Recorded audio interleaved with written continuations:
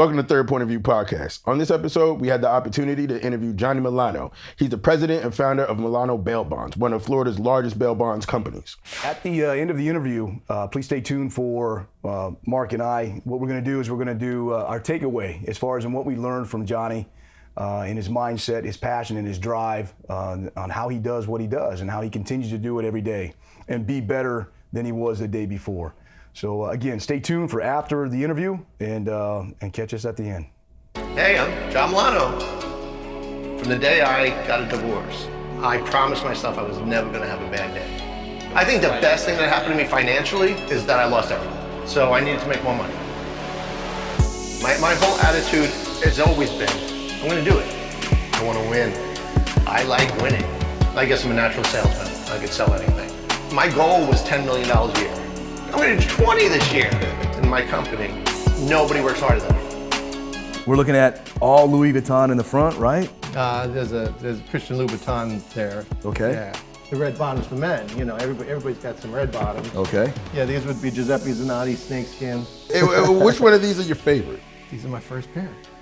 Wow. So these are Okay. actually your That's first, the first first ones pair you of bought. Louis. Really? Okay. No doubt. Tell us about this bad boy. It's a 2018 Maserati Gran Turismo convertible sport. Any special features or anything you want to make noteworthy about this bad boy? My dream car.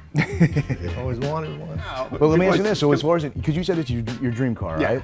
So knowing that the dream became a reality, you know, because a lot of people dream about having things, whether it be a car, whether it be a beautiful house and so forth. How does it feel to finally have that in your garage? If you compare it to, that was the first thing I bought myself when I got back on my feet. Right. And this is the culmination of all the hard work. Right. Like, I'm really good right now. Yeah. So this was, like I said, I lost everything in 2005 and 2006. And I had to pay my ex-wife alimony up until 2010. And when we were starting to get back on my feet and Nikki and I went car shopping, I remember saying to myself, well, if I could spend $550 a month in alimony, I could certainly buy myself something and pay that same money. Right. So I'll never get rid of this. This started my. This is like your return. Yeah, to the max, this is my so to speak. return. Yes. Yeah. Yep. You know, this is my return from the depths. Exactly. And the other thing is, you know, this is, as far as I'm concerned, this is Kyle's. You know, I think this is, we go to car shows and, you know, I have an autistic son that loves going to car shows and, you know, this is his. Hey guys, thanks for joining us on the Third Point of View podcast. Today we got a special guest that I want to introduce is Gianni Milano. He is with the Milano Bail Bonds and private investigation and so forth. So we chose Gianni because of his particular mindset that he has. But Gianni went in 5 years ago roughly and has taken it over by storm. Is, I believe, one of the, or if not the largest. Yeah, it was supposedly the largest in the state of Florida. Largest in the state of Florida. So that just goes to tell you that it's about mindset and drive. And that's what we want to talk to Gianni today about, is just where that drive came from, how he stays motivated, and what he does just to put him in that mindset to be where he's at today. With that being said, we're gonna pick his brain and see what we can find out. So why don't you take us back a little bit, Gianni, as far as in just where you came from, leading all into where you get that mind from, that mindset. I'm a retired New York City cop. Retired 20 years ago now. Came down to Florida to be a cop again. Was a cop for a couple of years, and my son ended up getting diagnosed with autism. Okay. And there was all kinds of experimental treatments back then, and nothing was covered by insurance. So I needed to make more money. That was bottom line, is I needed to make more money. So I got into real estate. I did real well in real estate, pretty successful at that. I guess I'm a natural salesman. I could sell anything. Okay. Real estate market crashed and burned, and I lost everything. 2005, went through a divorce, and went bankrupt, foreclosed on, and had nothing. Living in a friend's apartment, single dad, and with an autistic son. So I had nothing. From the day I got a divorce, I promised myself I was never gonna have a bad day. and had a miserable marriage, had a miserable long bunch of years. Yeah. You know, I had a son with autism, but I knew at that point that I needed to make a change. And I knew I was never gonna have a bad day. I promised myself, you're never gonna have another bad day. Back in 2007, after the real estate market crashed and after I, pretty much was down and out, I decided I'm gonna open a private investigator company. I knew nothing about private investigating, but I knew I could get a license because I was a retired cop. Correct. And I figured, hey, if I get a license, that'll help me hold over until the real estate market comes back. Oh, okay. You know, So the you were extra just kind money, of extra money okay. until, because I could go around and I'll get business. I could get business from anybody. Well, long story short, that ended up snowballing. I then met Nikki 10 years ago almost. When we met, I was working off my kitchen table. I remember that. One-man show. Yeah. And with Nikki and myself, Nikki was like, all right, we need to open an office. And since I had already lost everything once, I was leery because So you had that fear, right? Oh yeah, as yeah. far as being growing down was a once. problem. Right. I had a steady thing. I had Right. income coming in. To take on an office, take on responsibilities again, I was worried. Nikki actually was like, we're going to do it. Really? So we opened up an office, got our first employee. One employee turned into 2, into 5, into 10. Within 5 years, we were then the #1 private investigator company in the state. We had 22 employees. We were the leading criminal defense company in the state, and it just snowballed. Right. It was Nikki and I. We were the show. And then at a certain point, we were reaching the ceiling. We were bouncing off the ceiling of what money we could make, and we were doing okay. We weren't, it wasn't, but it was a lot of work. It was statewide. I was driving. I was all over the state. And then what happened? I ended up running into a bail bonds lady in town, who said to me, John, you find all my people. Why don't you get into the bail business? And I was like, I know nothing about bail. And she's like, you're a retired cop. How do you not know about bail? Right. I'm like, I know something about 10%. That's what I know. I know 10%. Right. And she's like, yeah, we get paid 10% on bail. And I'm like, oh. And she was just, she had a little business up in Fort Pierce, out of a little office in Fort Pierce. And she's like, I was like, so how much business did you write last year? And she said, well, last year we wrote $6 million in bond. And no, I'm no genius. I'm no genius. But 10% of $6 million. And I'm like, this lady made more money than me. And I have 22 employees. I'm killing myself. She has this little office in Fort Pierce, and that's a lot of money. Right. $6 million is a lot of money. 600,000, even after expenses, it's half, whatever. Absolutely. That's a lot of money. Yes. So hence, here comes in the thought process of work smart, not hard. My theory was I looked at her, and not judging anybody, but I'm judging her. And I said, well, if this lady could write $6 million, I could write 60. So I go down to bail bond school, and there's 50 people crammed in a room. And when they're going around the room interviewing people, everybody's like, I'm doing my internship with this company. I'm doing my internship with this company. And since I didn't research anything, I didn't realize I had to do an internship. Right. And then my brain starts thinking, nobody's gonna give me an internship. They know. Because you're at that point. They know. So I'm like, wow, my wife's gonna kill me. I came down here to Miami for 2 weeks. I spent money. I'm away from business. Yeah.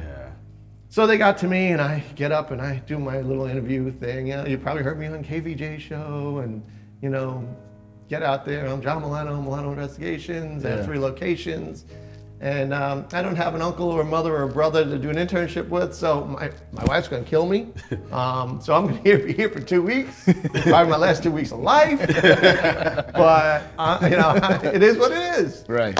So on the first break, the person who I thought was just a teacher, Mark Heffernan, he came to me on the first break and he said, I know a little bit about you, and what's your plans? I was like, I don't have any. I'm literally winging it. Right. I tell him the same story that about the lady I spoke with, and he's like, we need to talk. I'm like, oh, okay. all ears. Okay. And we go through the class. You know, I do well in the class. At the last day of class, he comes walking in. He goes, "We need to have an interview set up with you." I'm like, "Let's go." We went down to downtown Miami, and we walk in an office. There's a gentleman sitting behind the desk. I walk in. He, you know, Mark introduced me. This is Russell Favish. And you know, old man sitting behind the desk. Right. Yeah. Right. Hey, I'm John Milano. He sits down with me and he goes, "So, you know, you want to get the bond business?" I'm like, "Yeah, you know, that's why I'm here." Right. And he goes, "Let me ask you, I got a couple of things I want to ask you. You go to the dog track. You have a lot of money in your hands.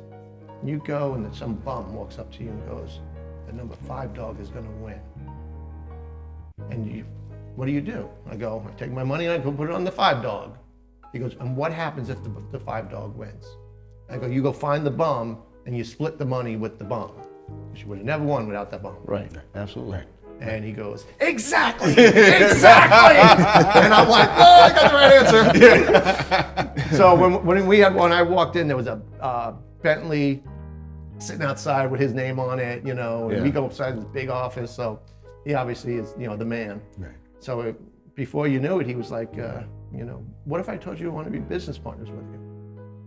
And I did my comedy routine and I looked around the room and I said, well, I guess I'd be a fool to say no. Right. Because he is, just give a background of who he is. He holds.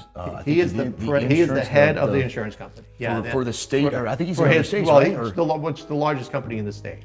So that was my thing is, you know, why are you doing this? Like, you know, after you're setting us up, you're doing all this. Right. The way it worked is they were going to own the company for the first year, and then, you know, we would buy the company after I got my license. And I said to him, why are you doing this for me? And he's like, well, 1, I like you, and 2, you're gonna write a lot of bond, right? And I want to be your insurance company, so I'm gonna get a percentage of your money, just like you would give to anybody else, and that's all I want. Nothing more, nothing less. I'm like, there's no hidden. He goes, no, you buy the company for $1. So to yeah, he goes, here's the contract. I want you to bring it to your, you know, we've never done this for anybody before. We're never gonna do this for anybody again, but we're gonna do it for you. I opened the doors in January of 2013 in the bail business. And my goal, since we already had an established business that was doing pretty well, right? I figured if I could write $1 million in bond the first year, just getting off the ground, you know, hey, that's an extra 100,000, you know, extra 50,000 or whatever in our pocket. Yeah, that's a lot of money. Yeah, absolutely. So we opened the doors in January. By March of 2013, so you told us 3 months later. 3 months later, we were already making more money in the bail business than we were with the PI company. Just in those 3 months? In those 3 months. 3 months. And I went, whoa, like this, all right, it's a fluke. You know, I'm also one of those, you know, I just got to start to get my feet back. I don't want this to fall apart. Right. So I started really focusing on the bond business and really not focusing on the PI business. That was pretty much running itself. Long story short, the first year, we ended up writing, by the end of the year, we wrote $6 million in bond.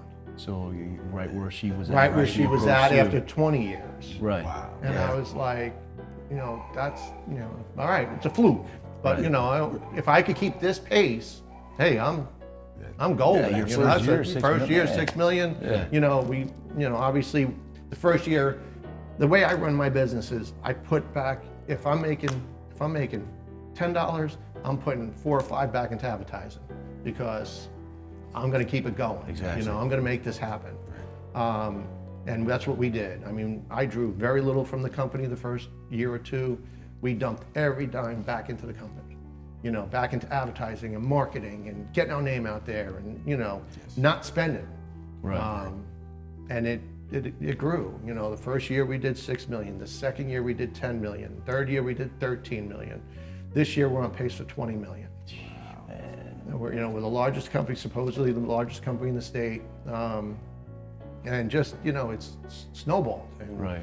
You know, and we've had our ups and downs, and we've had, you know, great employees and lousy employees. You know, had some rough times and some great times. But, you know, now it's awesome. I mean, Right. it's incredible what's taking place. Right. And considering that, I have a year of college, my wife's a high school graduate. Right. I have no business sense, no business degree. Right. I'm just a guy that not afraid to wing it. Yeah. Not afraid to go for it. Yes. So is there a point in the whole process, I guess, where you kind of took a step back and questioned what was going on, or I do it every day. Yeah. I do it every day. Every day, I literally sit back and I'm like, how? I still get to the base of my driveway, Right. look at what I got house-wise, and I'm like, how did I do this? Yeah. Right. This is, I was broke. I had nothing in 2007. I had nothing. Now, I mean, the stuff is nice, but just the peace of mind is awesome at this point. Yes. The fact that, the first couple of years were rough because we were one bad bond, we could have been out of business.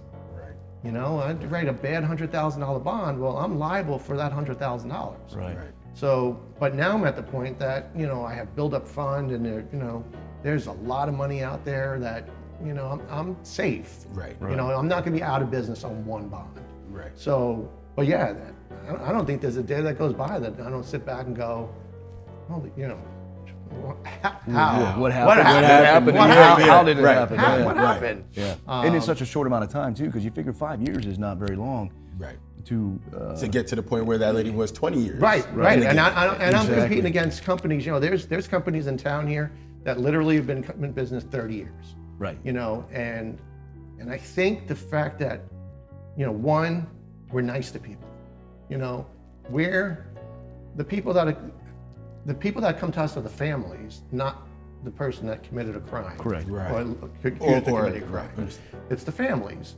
So why are you being cold or mean to a family member of somebody's having a tragic event in their life? Yeah. Their son, mother, brother, whatever, just got arrested. It's a huge event. Right.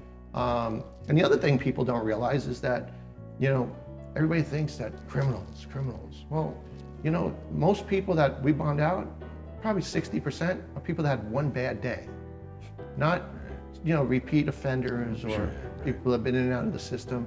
It's people that had, one too many drinks and, drove home from a party. Right. Or got scared or got in a financial situation or got hooked on drugs from a doctor that, they started with a back injury and Right. now they're a Just drug right from there. addict. Yeah. Absolutely. So they're good people that had one bad day. And I think we treat people like that. Yeah. The other thing is, I've been doing this since I'm a retired cop. I was a cop at 21 years old. I've been dealing with this element of society for my whole life. Right. So they're my friends.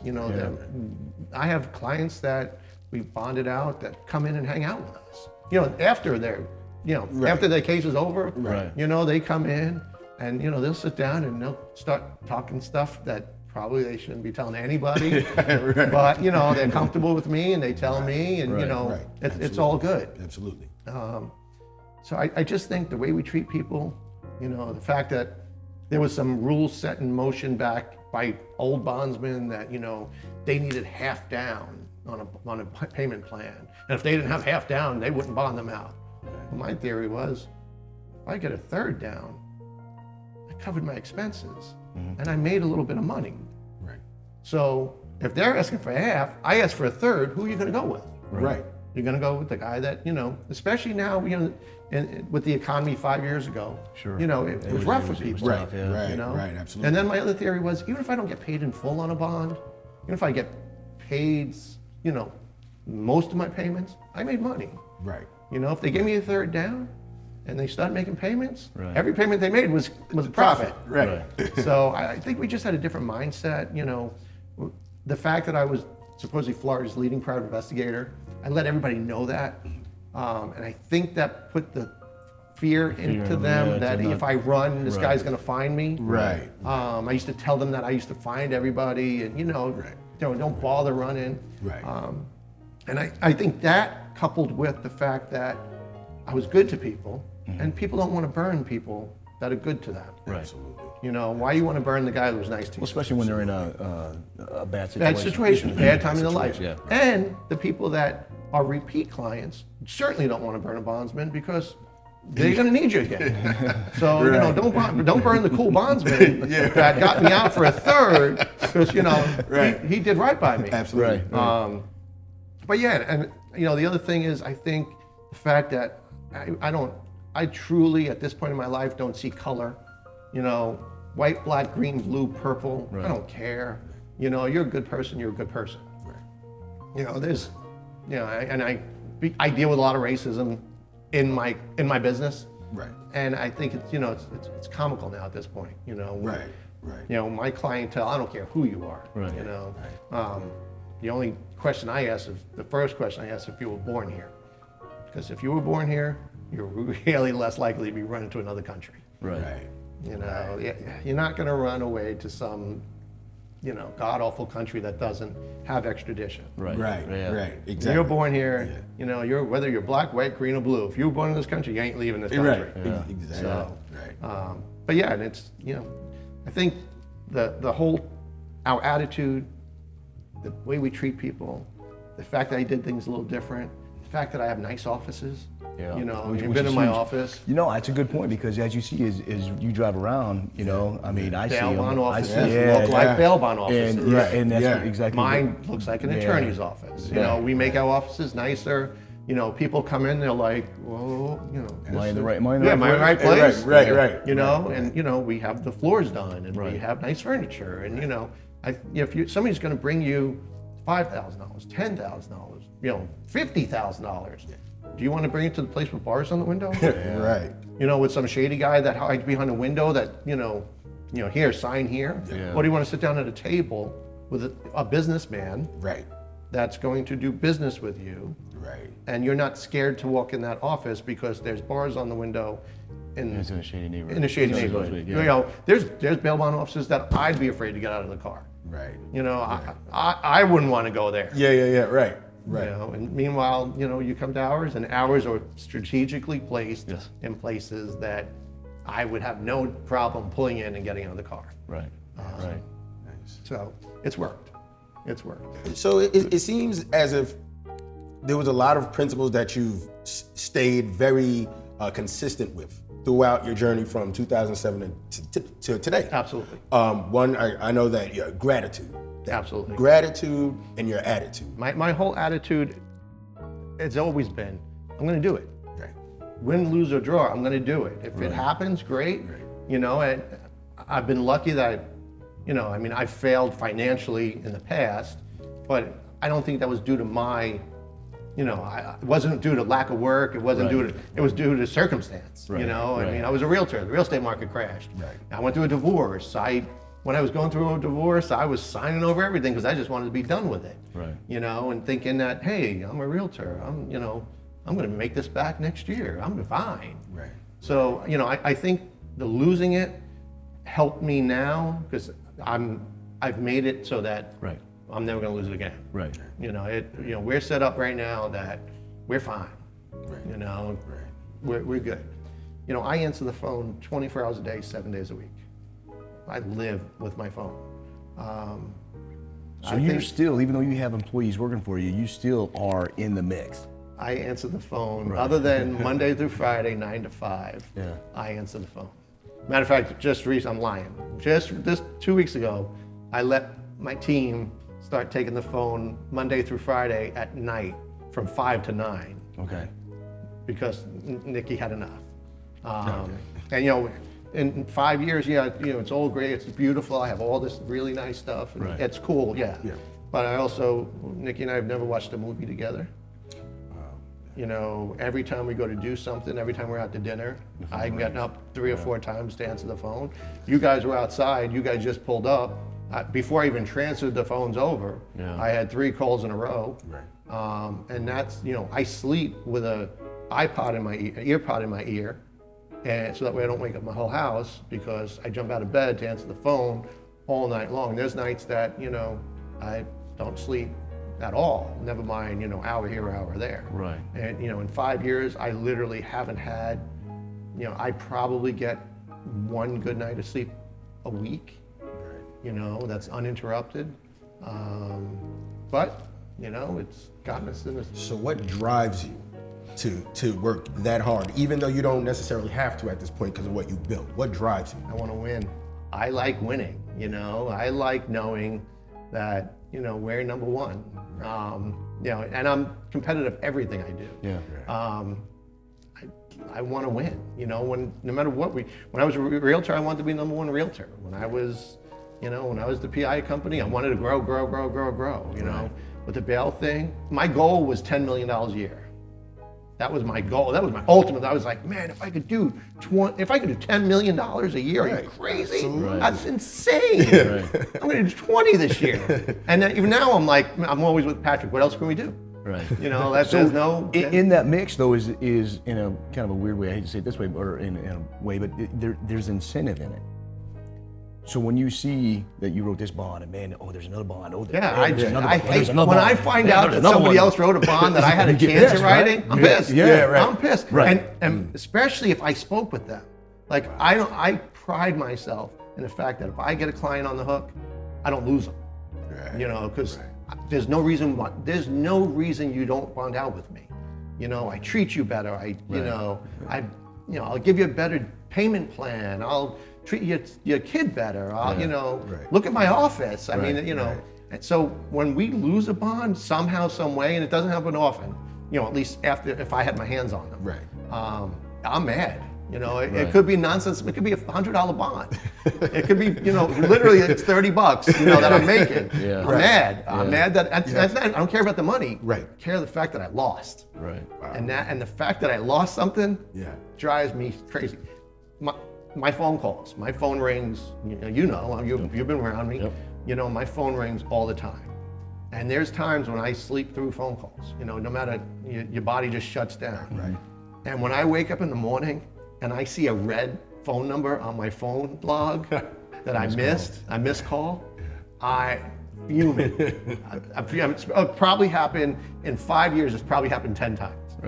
But I still to this day, like I think about every one of those that could have been $1 million bond. You know, I don't know what it was. I didn't talk to them. You know, it was a jail call. I don't know what it was. You know, the fact that I don't know what it was, you know, because I'll even call the people back and I'll try to backtrack. Because if it's a phone number that somebody tried to call, a family member, I can usually figure out how much the bond was.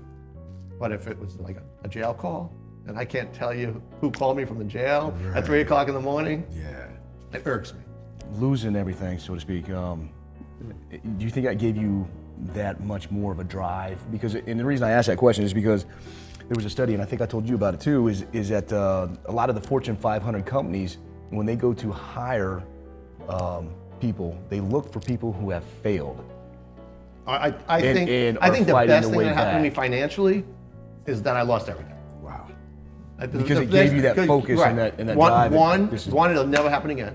I'll never let that happen again. I'll never put myself in a position where that one thing, like I was a realtor, I had that one thing. So I'll never be in that position again. Two, I spent what I made back then. You know, just like everybody else does in life. You spend what you made. Even though if it appears that we spend a lot, you know, you've seen my cars in the garage, and you know, it's not 10% of what we're really making. So, you know, if you really look at it, yes, it appears that we're spending money like you shouldn't. But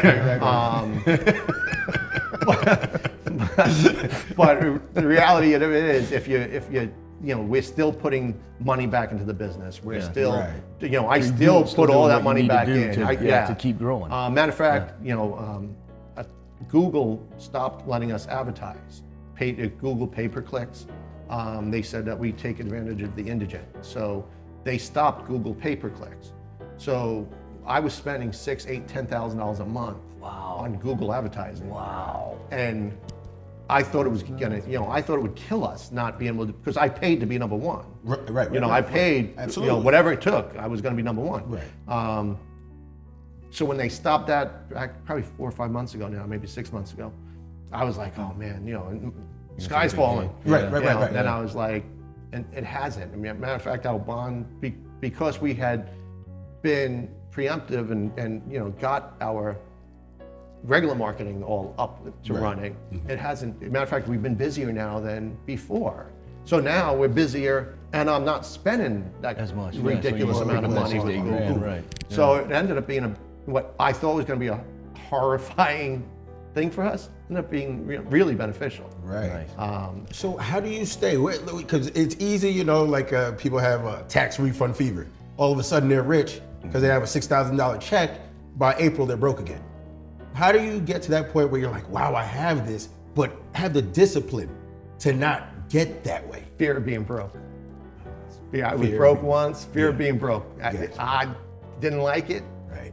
I remember walking through the mall, the Gardens Mall, and seeing, going to the Louis Vuitton store, and seeing a pair of shoes that were $835. Right. And I looked at that and I was like, who in their right mind would spend $835 on a pair of shoes? You gotta be crazy to spend $835 on a pair of shoes. I have a closet full of shoes. So who were we talking about? Right, and I'm the idiot. No. But again, we're at the position now that, even though we do that stuff, and that's my, it's my thing. I don't drink, I don't do drugs, I don't party. Our thing is my family. Right. Business mindset. Yep. It's all about us. My wife wants something. I'm going to do whatever I can to get it. Right. She's got a purse collection. That would be insane to most people. Right. But that's her thing. Right. And we've been able to do that because we don't do other things. Right. And if you put in perspective, yes, it's insane it would have been insane to me 10 years ago. Right. Yeah. But it's not insane to me anymore. Right. And we're not putting ourselves in debt by doing it. We're not hurting ourselves by doing it. Right. But we're going to treat ourselves. Right. Just like most people treat themselves to a $200 dinner. Right. Well, that $200 dinner is our $800 pair of shoes. Same feeling. Yeah, same feeling. Same feeling. Right. So- Right. And I don't even care about how much money I make. It's the peace of mind issue. Every couple that's together, what's the first thing you fight about? It's money. Money. It's money. It's all- Everybody fights about money. Yeah. And it's every couple. Everybody. Right. Even friends. Right.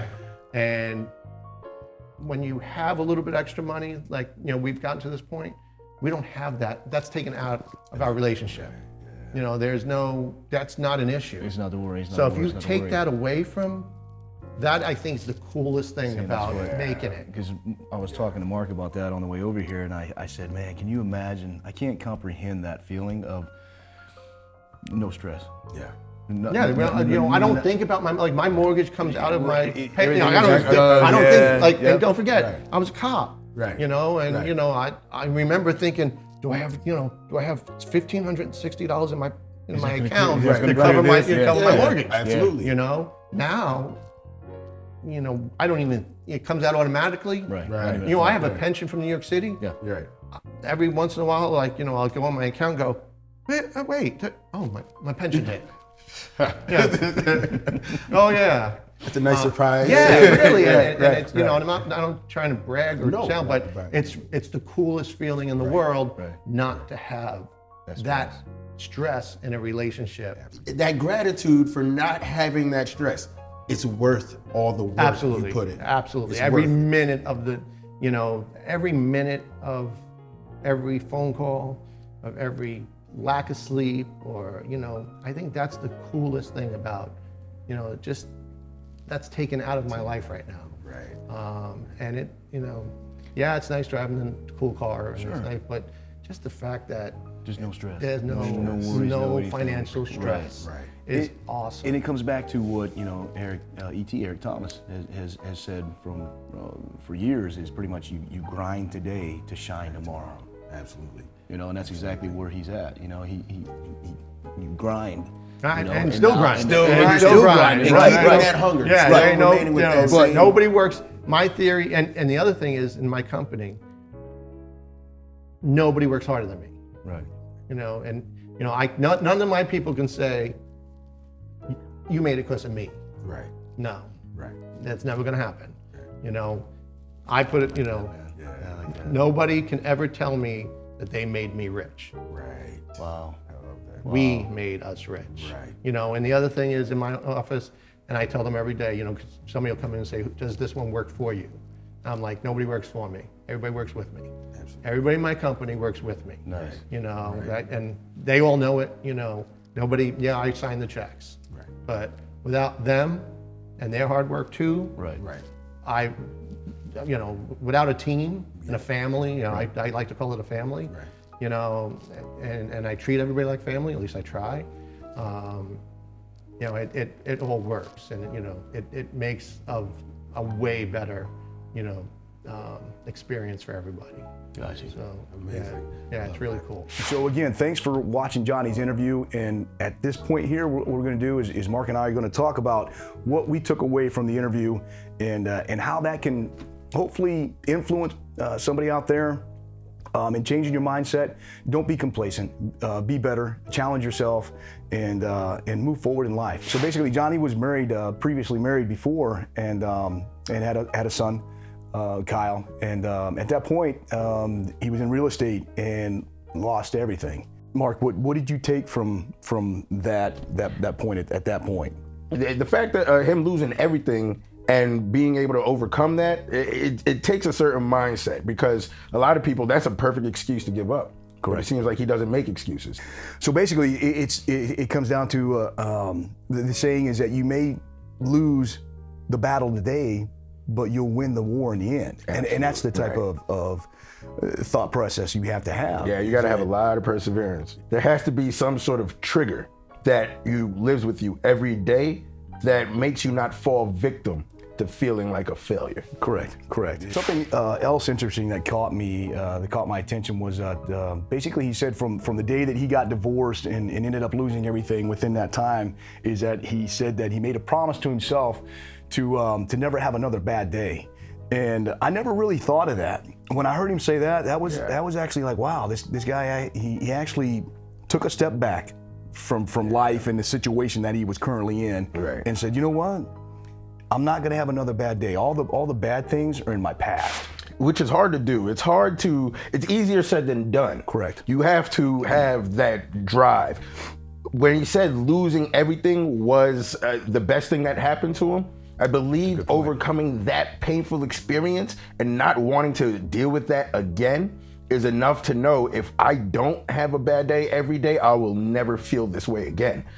What they say, if you don't go through struggles and so forth, it doesn't make you who you are. So the struggles that you go through in my life, in my past, have made me who I am. You know, Napoleon Hill says, with every adversity comes the seed of an equal benefit. So it may hurt, but you have to find the benefit in the adversity. Right. It's hard, but it's necessary, because that's how you don't have another bad day. Exactly. And so what he did is that moving forward in his journey is that he kind of prepped himself. And what he did is that when opportunity presented itself, is he jumped on it. And that's where in the whole transition of he was presented with the opportunity of, hey, why don't you get into bail bonds? Right. And he's just like, he took a step back and thought about it and was just like, hey, this might be something along the lines that I could possibly do. Right. And so he did. He took that step and he pretty much. Yeah, he leaped. Opportunity will always come.